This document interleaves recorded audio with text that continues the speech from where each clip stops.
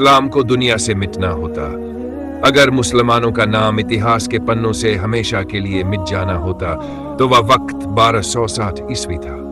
वह दौर जब ऐसा लग रहा था कि अब इस्लाम की सांसें गिनी चुनी रह गई है। वह जमाना जब पूरब से लेकर पश्चिम तक एक ही नाम से दुनिया कांपती थी, मंगोल। ये वही मंगोल थे जिन्होंने चीन की दीवारों को पार किया, जिन्होंने मध्य एशिया को खून से नहला दिया, जिन्होंने ईरान, खुरासान, समरकंद, बुखारा, बल्ख सब कुछ रौंद डाला। और फिर उनकी तलवारें पहुंची इस्लाम की शान, इल्म की राजधानी बगदाद तक। बगदाद जहां खलीफा की हुकूमत थी, जहां दुनिया का सबसे बड़ा पुस्तकालय था, जहां फिक्र, हदीस, तफसीर, फलसफा और साइंस की किताबें लिखी जाती थी। लेकिन जब हलाकू खान की फौजें बगदाद में दाखिल हुईं, तो न मस्जिदें बचीं, न मदरसे, न बच्चे, न बूढ़े। इतिहासकार लिखते हैं कि फरात नदी का पानी काला हो गया था, कभी मुसलमानों के खून से, तो कभी किताबों की स्याही से लाखों लोग मारे गए। हजारों साल की इल्मी विरासत राख हो गई और दुनिया को लगा अब इस्लाम का सूरज हमेशा के लिए डूब गया। बगदाद को तबाह करने के बाद हलाकू खान का घमंड आसमान छूने लगा। उसने सोचा अब इस्लाम का आखिरी किला भी ढहाया जाए, वह किला मिस्र। उस वक्त मिस्र में ममलूक सल्तनत थी। हलाकू ने मिस्र के सुल्तान को एक खत भेजा। खत में लिखा था कि हम वहन जोर हम नहीं करते, हमारी तलवार मौत है, हमारी फौज घर है, तुम हमसे बच नहीं सकते, भागने की जगह नहीं है, तैयार रहो, हमारे हैं। यह सिर्फ खत नहीं था, यह मौत का पैगाम था। मिस्र की हुकूमत कोई आम सल्तनत नहीं थी, यह ममलूक सल्तनत थी, गुलामों की सल्तनत। ये लोग बचपन में खरीदे गए थे, घोड़े, तलवार, तीर, रणनीति सब सिखाया गया था। यहाँ सुल्तान वही बनता था जो सबसे बहादुर, सबसे वफादार और सबसे काबिल हो, और इसी सल्तनत का सुल्तान बना था सैफुद्दीन कुतुज।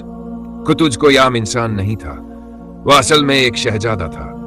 उसका घर, उसके माँ बाप, उसकी रियासत, सब कुछ चंगेज खान की फौजों ने खत्म कर दिया था। उसे कैदी बनाया गया, गुलाम की तरह बेचा गया, और किस्मत उसे मिस्र ले आई। लेकिन जिस इंसान ने सब कुछ खो दिया हो, वह हार से नहीं डरता। कुतुज मंगोलों की बेरहमी जानता था।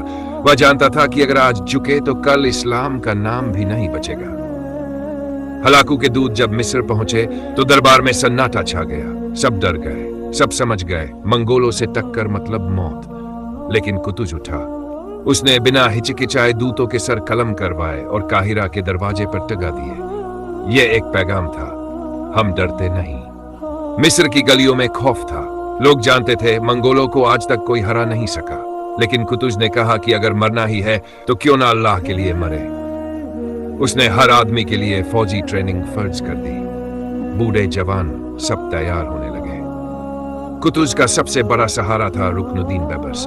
वह भी ममलूक था, बेहतरीन जनरल, रणनीति का उस्ताद। दोनों के बीच मतभेद थे, अना थी, लेकिन वक्त ने उन्हें एक कर दिया। कुतुज ने कहा कि अगर आज इस्लाम बच गया तो हमारी अनाबाद में देख लेंगे। 3 सितंबर 1260, जगह फिलिस्तीन का मैदान एन जालूत। हलाकू खान खुद नहीं आया, मंगोलिया में बगावत हो गई थी। वह 30,000 फौज छोड़कर चला गया। कमांडर कुतुज और बैबर्स ने पहाड़ियों और वादियों में फौज छुपा दी। बैबर्स ने आगे बढ़कर हमला किया और जानबूझकर पीछे हटने लगा। मंगोलों ने सोचा दुश्मन डर गया, वे वादी में घुस गए और रही उन जब चारों तरफ से हमला हुआ तो मंगोल बौखला गए। उन्होंने कुतुज के पंख पर हमला किया।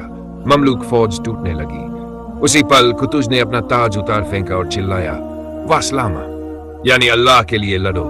और यह कहते हुए वह अकेला मंगोल फौज में घुस गया। यह नजारा फौज को जगा गया। भागते सिपाही पलट गई, कितबुगा मारा गया। मंगोल भागने लगे। इतिहास में पहली बार मंगोलों को करारी शिकस्त मिली। इस दिन सिर्फ एक जंग नहीं जीती गई, इस्लाम को जिंदा रखा गया। लेकिन इंसानी सियासत वह जंग से ज्यादा खतरनाक होती है। वापसी में रुकनुद्दीन बैबर्स ने साजिश कर कुतुज को कत्ल करवा दिया। सैफुद्दीन कुतुज सिर्फ 1 वर्ष ही सुल्तान रहा, लेकिन उस 1 साल में उसने वो कर दिखाया जो बड़े बड़े साम्राज्य नहीं कर सके। उसने मंगोलों को मार भगाया और इस्लाम को दुनिया में कायम और स्वतंत्र रहने का स्थायित्व प्रदान करने में अहम किरदार निभाया। उसका जीवन, उसकी शहादत और उसकी बहादुरी आज भी हर मुसलमान के लिए प्रेरणा है। यह कहानी यह सिखाती है कि जब ईमान और हिम्मत साथ हो तो सबसे बड़े दुश्मन भी हार मान जाते हैं। इतिहास के पन्नों में एक सुल्तान ने सिर्फ 1 साल में दुनिया को दिखा दिया कि अल्लाह की राह में लड़ना ही सबसे बड़ी ताकत है।